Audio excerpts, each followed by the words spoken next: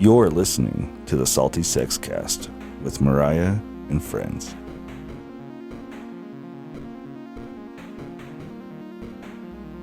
Minimize the fear. Expand your awareness.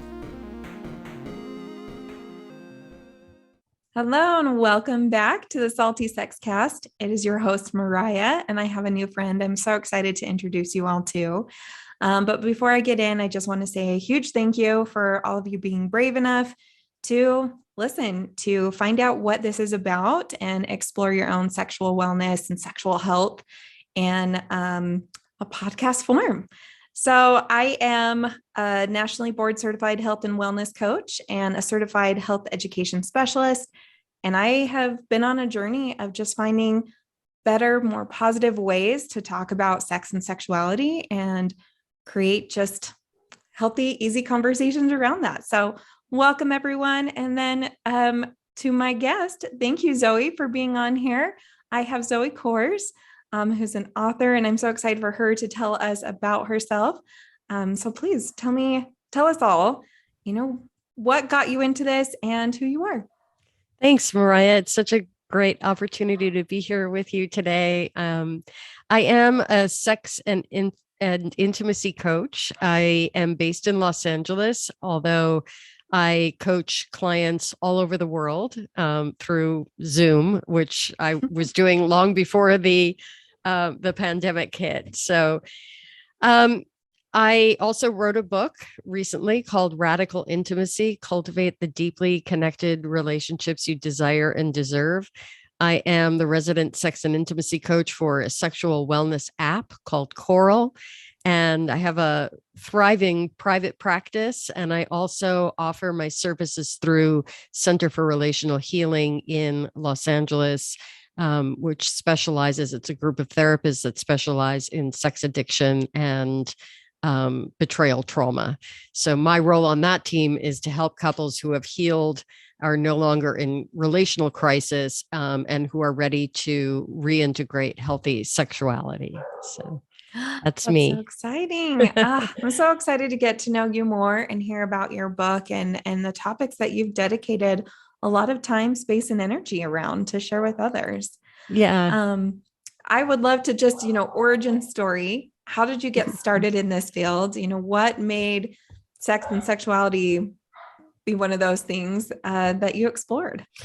Yeah, well, I think that in my life, and I talk about this in chapter 1 of the book, I had a 10-year sexless marriage in my 20s.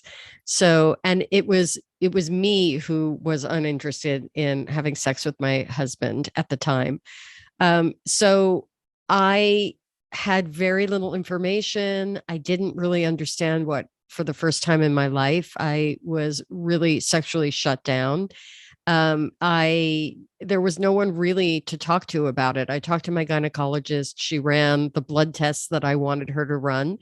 But she was fairly certain that I was healthy and that there was nothing physically wrong with me. And she was right. And I went to see a therapist and talked to him about, my marriage and what was happening with me. And he was perfectly willing, wonderful therapist, very able to talk to me about the relationship outside of the bedroom. But there was no one really who could help me understand what was happening with my sex drive. We ended up, we share a daughter and we're very good friends now, like brother and sister. And my daughter is fabulous. But we ended the marriage, and it kind of set me on a lifelong path of, like a mission to understand the nature of sexuality and intimacy and connection to ourselves and others. So it wasn't until decades later that I ended up pursuing this professionally. And it was sort of, I have a previous professional incarnation as an art director and graphic designer. And then I sort of moved into editorial work. I was the managing editor of LA Yoga Magazine for a few years, and the creative director of a wonderful magazine called Origin. And so I ended up writing a piece about having radically intimate sex, 6 ways to have radically intimate sex.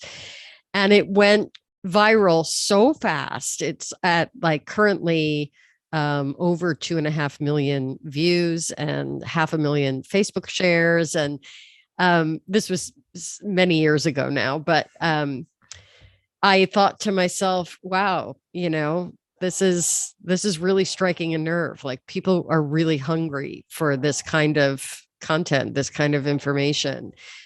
So I sort of took a minute to say, are you kidding me, universe? Am I going to be the woman that talks about sex?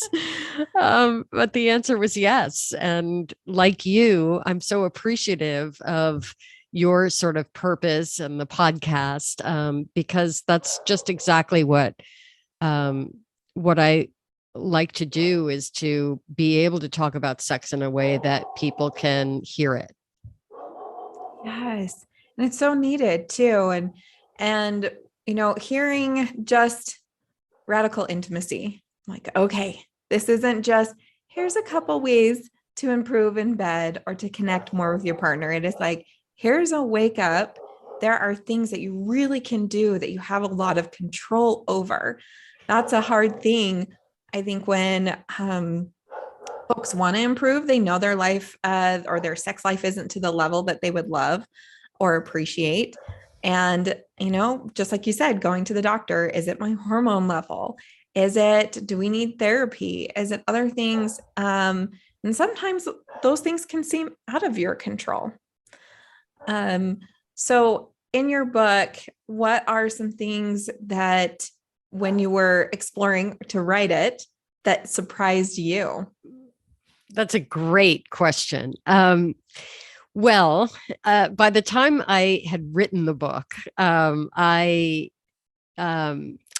had been coaching this model of intimacy. I sort of developed organically in working with couples and individuals who would sort of repeatedly come to me, really having specific symptoms that they wanted to deal with, but then also really just drilling down to discover that the vast majority of people, what they're really craving is more connection, more intimacy, more vulnerability in themselves and their partners, a deeper bond. And so that's really where intimacy sort of comes up for me. It's not just sex. Sex is one part of a dimensional sort of experience of deep connection. So, yeah, I mean, in this work, some of the things that continue to surprise me is how little people realize that it takes ongoing. I don't love to say the word work, because work has a negative connotation, but how much we really can control the things that feel out of control, like you say, mm-hmm. and how much we can practice and put into existence, like habits and practices that keep us connected, especially to ourselves, so that we can then connect with others really powerfully. Wow, that's amazing. So we have control. But before we even decide, what do I need to control? There usually are some symptoms. And you said, yes, sexuality, your sex life is typically a symptom that most folks will say, okay, I want a change.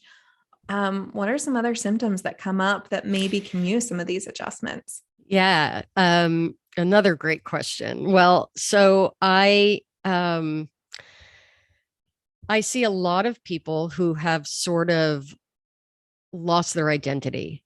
They don't recognize themselves anymore. When we start out and we're in our 20s and we're super young and we're just getting started, and maybe we're even, paired up and in a relationship, and maybe we're just getting married. We we feel really connected, right? We share values. We've just chosen this person to spend our lives with. But then, a few years down the road, or, in my case, a few decades down the road, um, we've now piled on the responsibilities, and we have jobs, and maybe we have kids, and volunteer work or community work, or the lives of our children and managing that, and households and all kinds of things. Mhm. We deprioritize the amount of time that we spend just being with ourselves, and also nurturing our primary partnership in our spouse. So, there never is a great time to have a difficult conversation. There's never a great time to open a can of worms, and so we just sort of keep shoving aside our relationship issues. And on top of that, we are conditioned to believe that things like sex and intimacy take care of themselves, that we shouldn't talk about it, we shouldn't deal with it. It's just something that happens. So we end up feeling depressed, distracted, unfulfilled, lonely, like we're uncomfortable in our skin, like we don't know who we are anymore. Those are sort of big, vague symptoms or sort of conditions that I see often. But that turns into like depression, lack of inspiration, resentment of our partner, or even our kids, when you're really honest about it, feeling like you're pulled in a million different directions, feeling like it's never your time.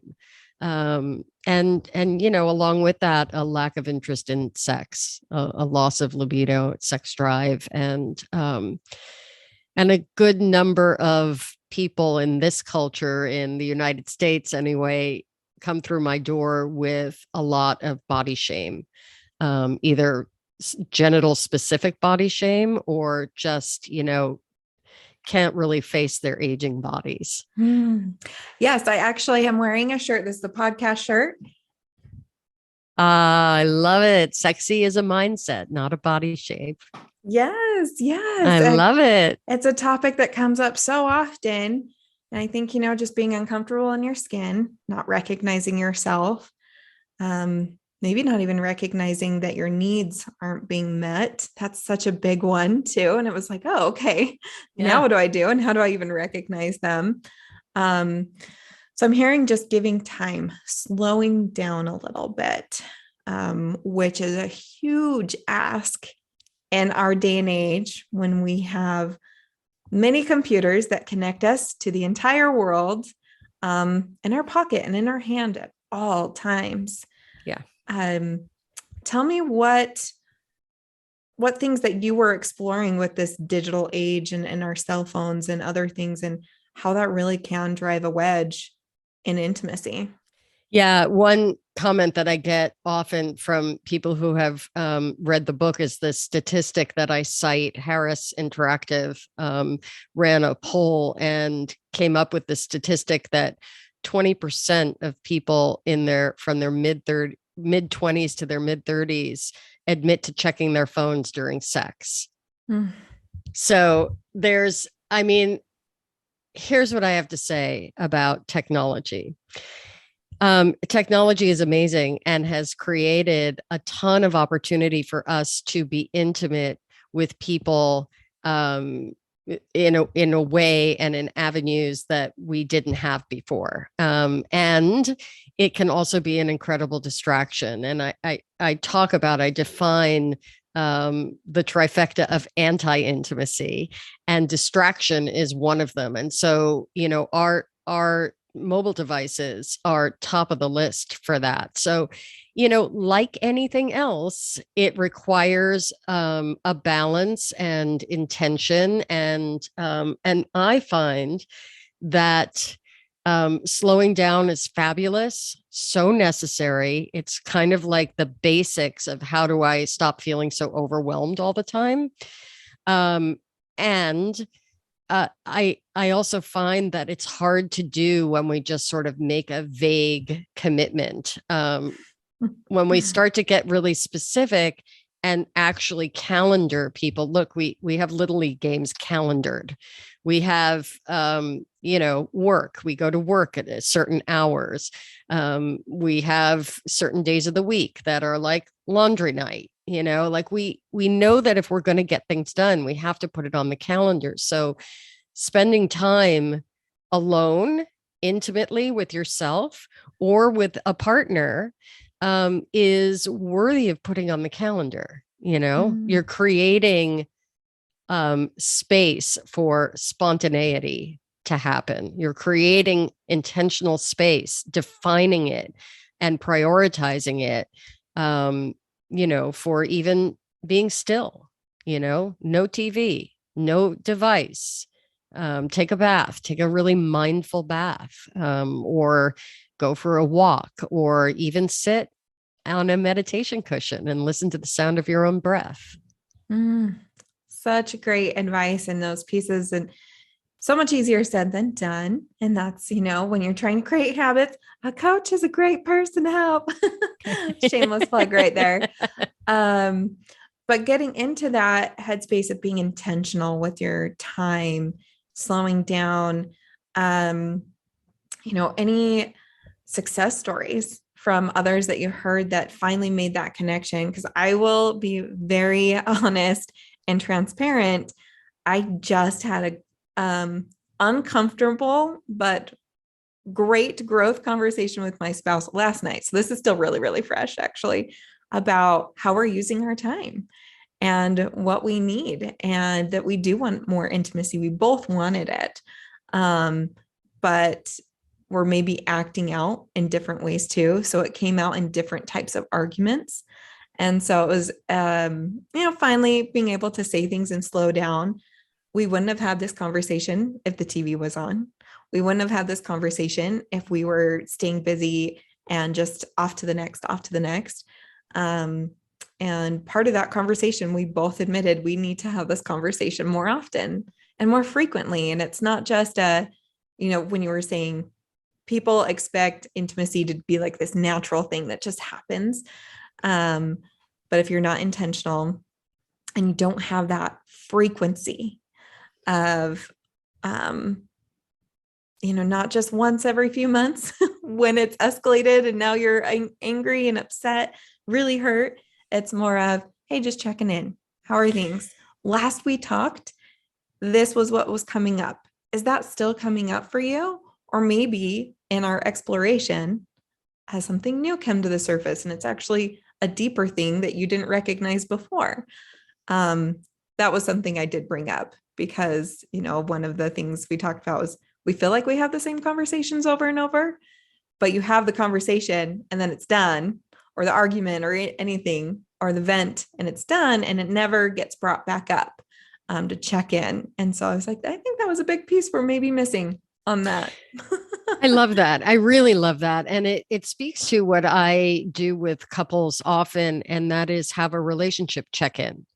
Like have a weekly relationship check-in, a time where, Sunday mornings from, 11 to 12, or in the evening, if you have kids, after the kids go to bed, sit down together and have a relationship check-in. And even if the extent of it is, okay, for you, from your perspective, what do you see is going well with us? What are the things that are going really well? What are we doing like beautifully together? And what are the things that aren't going as well? What would you like to feel more of? What would you like to see? And then really sort of, sometimes that can be specific things like, I would love if you did X, Y, and Z, and that would make me feel, A, B, and C. So like there's a kind of, the key to all of that is that a lot of couples I see, they hear their partner say something and immediately they feel like they're being blamed and they get defensive. Yeah. And that's really, there's nothing to say about that, no magic wand to wave, except to say, like, together you want to articulate and create a relational climate that is collaborative, where there isn't blame. We're not blaming anybody. We're just being honest about our feelings. And you know, when your partner is sharing, just listen. Just listen and take it in and get curious. That's really sort of the spirit in which, you know, to approach these check-ins. Yeah, especially when they are uncomfortable. And maybe at the beginning, it can be very uncomfortable when you're starting to pull things. It's like, you've never told me, and how long have we been together? And, you know, it's maybe some guilt or shame in there too. And so, of course, you want to defend yourself a little bit. So it is very hard to just listen non-judgmentally and just kind of be in that space with that person. Yeah. Yeah, for sure. You mentioned the trifecta of anti-intimacy. Yeah.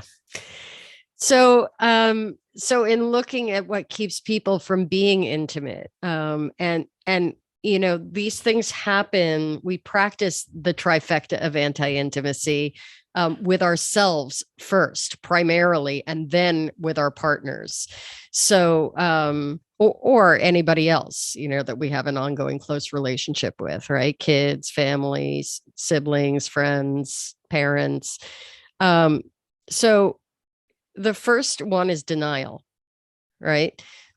And this, you know, I talked about like being so busy that there's never a good time to like bring up an issue or something that you are uncomfortable with in the relationship, something that's really bothering you. So we just sort of suck it up and keep going, you know, and deny that there's even a you know, a problem. And I give examples of this in the book, but, you know, one that is classic is, you know, my partner never wants to have sex with me. They never want to have sex with me, and they've lost their sex drive. They no longer have a sex drive, apparently. And, you know, when I probe, it's so often that this was an ongoing dynamic from the beginning. That there was a desire discrepancy or a like a different style or of, you know, of sex and sexual expression, or something that really was rooted in the early days, and the sort of denial that ever existed. So now it becomes, there's also denial that you're contributing to that. There's denial that, you know, there's just sort of like, there isn't a problem. Wow. There isn't a problem, or there wasn't a problem. And as we work together and, you know, the layers get peeled back, the admission of some issues, some troubling issues arise. So denial is pervasive. Sounds like. Yeah, it is. I mean, we all do it. We all Yeah. do it to some extent, you know. We're just sucking it up and muddling through, and we're, you know, and a lot of times we don't trust ourselves. You know, maybe I want too much, or maybe my expectations are too high, or, you know, there's a lot of sort of questioning whether or not we're the problem, you know. So it's understandable. And it's one of the things that if you are willing to slow down enough and give yourself space enough, you can start to really allow some of those things that we've been suppressing to rise and to be looked at. So that's denial. That's one of them. Deflection is another one. And I tell a story about deflection in the book, where we get upset about something that's not really what we're upset about. My husband, who also coaches, says like, it's never about the dishes. No, it's never really about the dishes, right? So there's a great example of deflection in the book where I have a client whose husband has left her for a woman that he works with. And she is angrier at the woman that he's left her for than she is at him. And so she, we sort of dig, and she has this story in her head that her husband has been like brainwashed by this woman, and that, she has somehow convinced him to go off with her. And when I start to probe, it turns out, like I said, do you think that's really true? Do you think he's been brainwashed, or is there a chance that he has genuine feelings for this woman?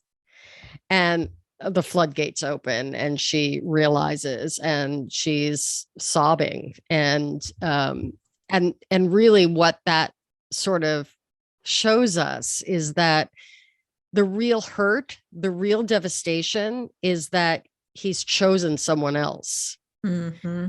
And he really does have real feelings, or the idea that he might have real feelings is just devastating to her. So it was a lot easier to deflect her anger from pain and grief, but then also leaving her husband sort of blame free and blaming this woman, who she doesn't even really know. She's familiar, but there's that sort of like deflecting our feelings around from something that isn't really causing the pain. Mm-hmm. And then distraction is the third. It's denial, deflection, distraction. And distraction, we are all very familiar. Every one of us has our own version of, a gallon of ice cream and a Netflix series. Absolutely. And, part of the conversation last night for me was how I spend my time. Because yes, it does distract from my intimate relationship with my spouse. And, just conversations with him, and really just becoming aware and taking that moment to think about things and not get defensive when they were coming up, or at least trying not to. I'm not perfect in this at all. But realizing where unintentionally and not even consciously, I go for projects and things that give back a lot of positive feedback, and feel very worthy of my energy. And so it was just this huge aha moment last night for me. And it was like, of course I want to do more of this or more of that, because I'm getting a lot of good things back. And, it's hard to put more work, and I'm going to say the word work, or more energy into our relationship, because I wasn't feeling that I was getting that back. And so for us to just kind of talk about that and uncover that, and, the unmet needs that were there. And it was just this really great thing. But I was like, I had used distraction as a very huge crutch. I was like, oh, I'm too busy. I have so many things to do. Being pulled in 10 different directions. And so it was just a big thing for me. And so I am very aware of how that can pull you away from intimacy and create that opportunity to shift. And that's it. I'm not upset at that realization. I'm not sad or feel guilty. I'm really proud that we got there in our relationship. And so for me, I have felt plenty of shame being in Utah, growing up Mormon, having this picture painted for me of what connection and intimacy should be. And then what I was really experiencing as the human experience was two very, very different pictures. And it was really, really difficult. And in between there was just a whole bunch of shame, and still really, really working on that for myself. But that was another reason the podcast was born, is trying to, I don't want to say avoid shame, but validate some of that pain. And so you bring up shame as part of this model of radical intimacy. And so how does that play into it? Yeah, I think intimacy is sort of the antidote to shame. Right. So I love Brene Brown. She is the queen of vulnerability and shame and worthiness. And so she defines shame as the belief that we are so bad or broken that we are unworthy of love and belonging. Mhm. So the thing about intimacy is that when we are truly intimate with each other, with ourselves, with each other, we are, our worthiness is mirrored back to us, right? Like we actually learn that we are not alone, that we're not bad or broken, that all of us, when we're intimate with all of us, like the people you are, you know, your podcast is an act of intimacy because you're revealing yourself in your own truth. And so um, we start to recognize ourselves in others, then there can be no shame because we're all in this together and we're all struggling with feelings of worthiness, or like, in the case of religious upbringings. And certainly I deal with people that are growing up in a purity culture. And so, when they find out, when they not just find out cognitively, but have an emotional connection and witness other people that are dealing with that same dilemma, that same conflictedness, then they realize that there's no reason to be ashamed because I am worthy of love and belonging, because we're all worthy of love and belonging. Mm. There's also always something that we can connect on. So finding that connection. Some people we have to maybe dig more than others and really work on that. But there is a connection point for everyone and everything. And so I think it's really wonderful that that's baked into that model and you bring light to that. As you are writing this book, I'm curious, usually, at least in my own experience, I'm writing to a specific audience. Like I have maybe that picture of that person that I'm writing to. Who is this for? Well, it's an excellent question, and I'm gonna. My answer is what I'm told should never be my answer when I'm creating, something, whether it's a program or a book, or which is everyone. It's for everyone.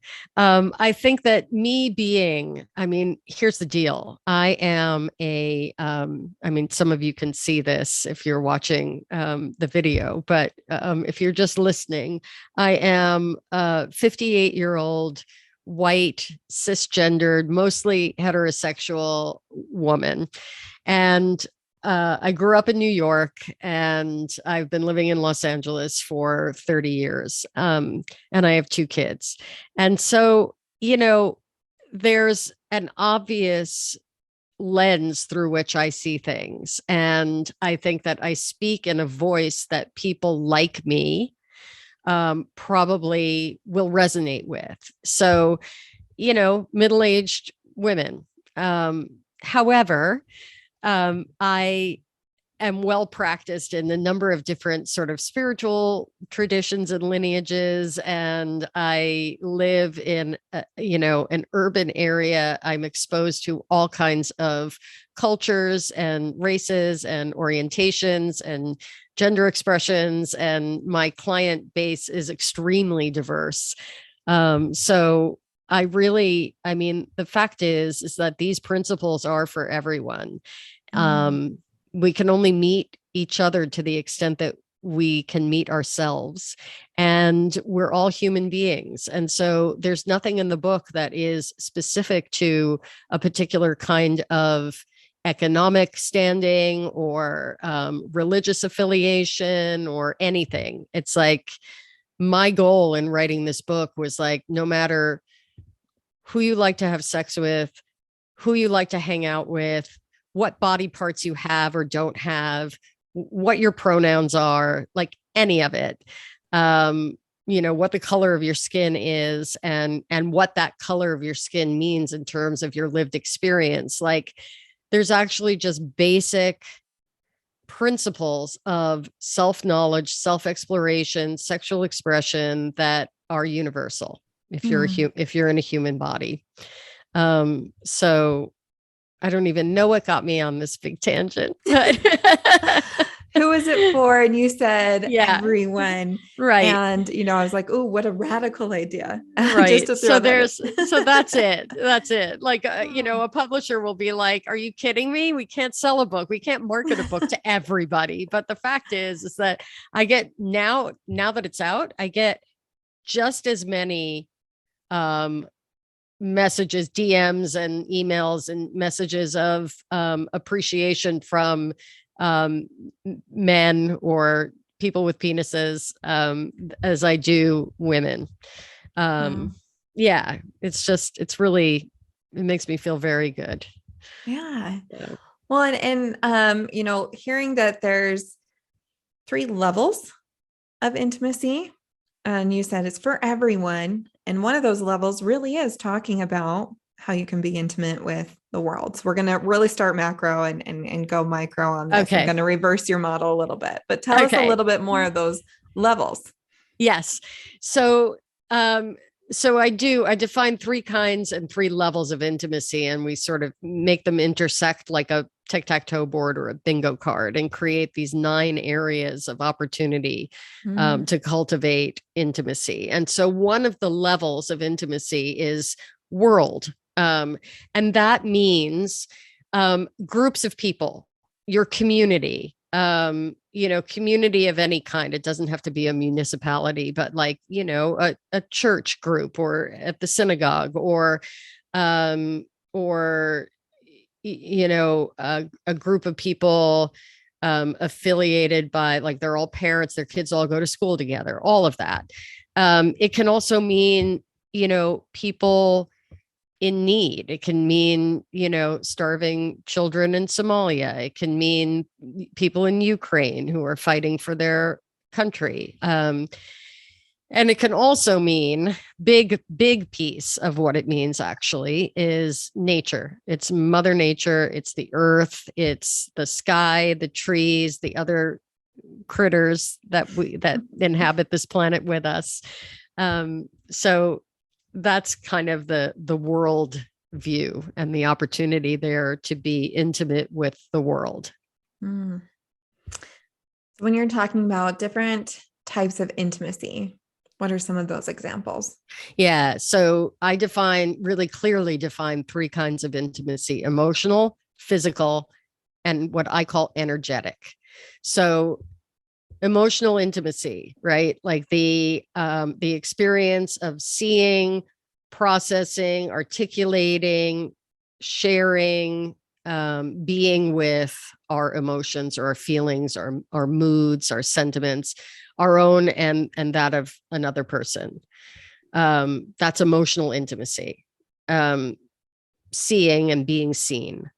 Physical intimacy is the familiarity with your physical body and that of another. How does it work? Like, do you know where your internal organs are? Do you know where your pancreas? Can you point to your pancreas? Do you know how it functions and what it does for you? Do you know what sensations you're feeling in your body when you see like the biggest redwood tree ever? And like, where are you feeling that? What are you feeling and where are you feeling it? Sex is one part of physical intimacy. Yes. We tend to conflate that, and we use intimacy as a euphemism for sex when we want to be polite, but sex is one small part of, the whole sort of dimensional intimacy or radical intimacy, as I call it. So there's that. And sex, certainly physical intimacy with yourself is, a separate and distinct thing than physical intimacy with a partner. Mm-hmm. And then energetic intimacy, which is harder to talk about, harder to grasp, and really powerful. It's that closeness you feel with someone that goes beyond speech and touch, right? So you will find energetic intimacy often in like a moment where you're sharing an experience with someone, right? You'll often hear about, like imagine being trapped in an elevator with someone and you don't know them. Well, you're having an experience together and you may not really know them that well outside of that experience. I mean, if you're caught in the elevator all night long, you might get to telling each other your life stories. But if it was a 5-minute experience, you actually don't know this person very well. You may or may not even know their name, but you've had an intimate experience just by nature of being in it together. So I will often, with couples, I don't know if it's an opposites attract thing. I don't really know the cause of it so much, but very often one partner, they'll come to me actually, even like this is the complaint, is that one partner isn't interested in sex unless there's more emotional intimacy. And the other one needs sex and physical intimacy to feel safe enough to open up emotionally. Yes. Well, there you go. That's me and my spouse. Yeah. Well, and it's me and my spouse too. He needs a strong emotional connection, and I actually just want to get to it, So energetic intimacy, in that case, energetic intimacy is like a savior because it's neutral ground. And it's a place where we can connect outside of our individual needs, right? So we'll go on like yesterday, we went to Costco together, and we didn't just go to Costco. We delighted in going to Costco because it was time we were spending together. And I said to him, it's a Saturday afternoon and we're going to Costco on a Saturday afternoon.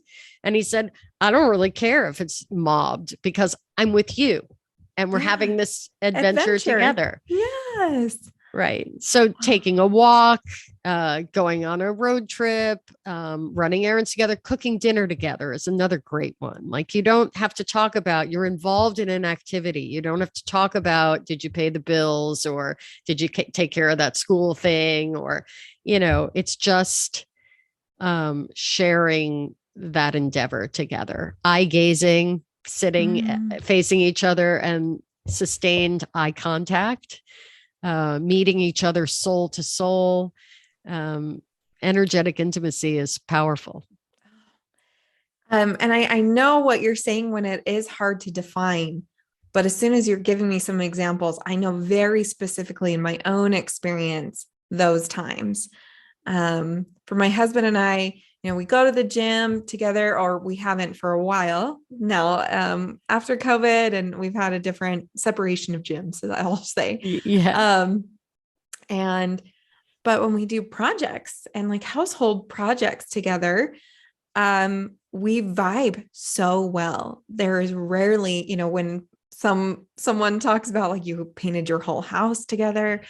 And I was like, yeah, it's one of our greatest connections. And they're like, oh, we would have divorced over that if we did it together. But it's just really interesting. You almost don't even need to communicate. You really just are in and out of this flow of, being together. It's really, really neat. That's so wonderful. As you're explaining that, I was like, yes, I know very specific examples for myself of what that looks like and what that feels like for us, which is very different between anyone else, right? What works for us when we say painting and house projects, someone's like, no. Yeah, no, it's true.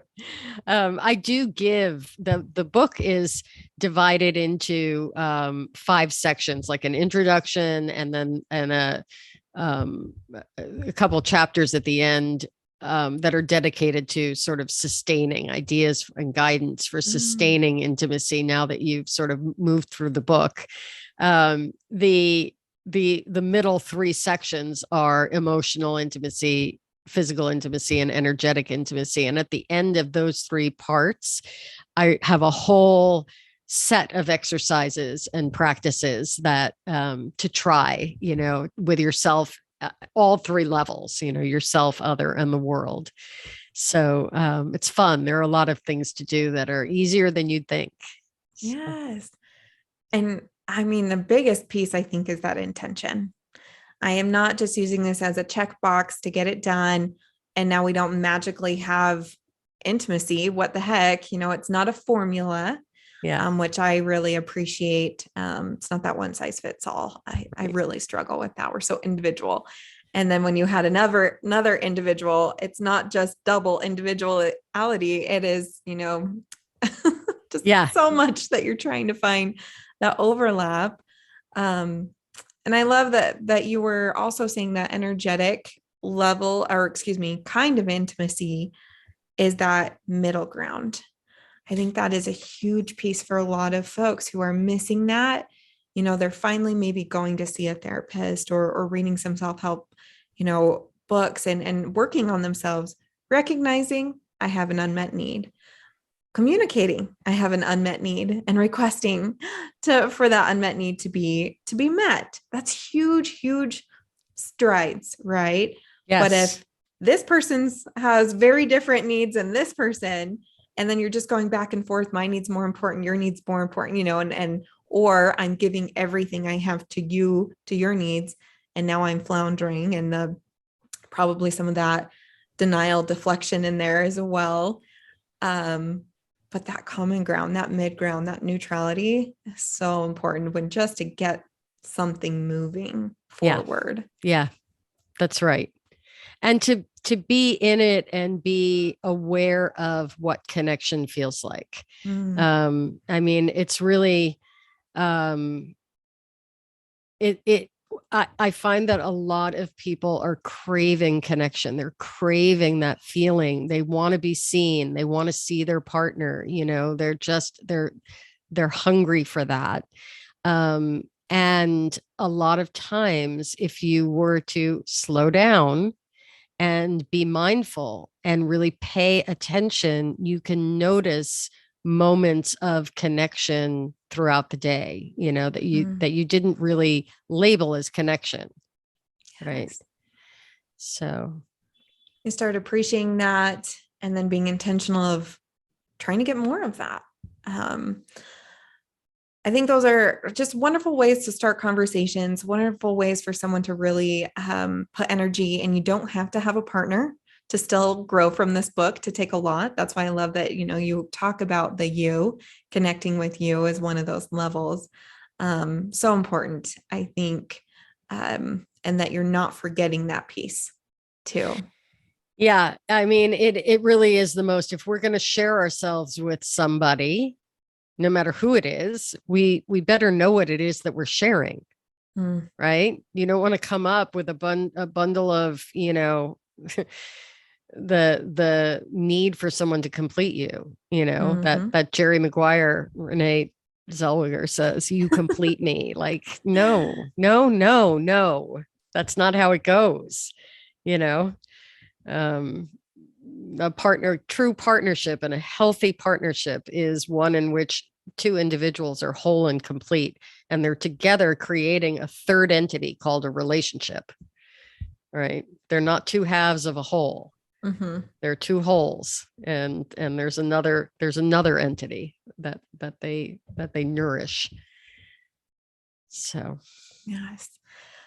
In your work with couples and even, exploring topics in this book, and sure plenty of research that's out there, what are some maybe slippery slopes folks can start going down that can inhibit moving forward to radical intimacy? Yeah, I think that there's an idea that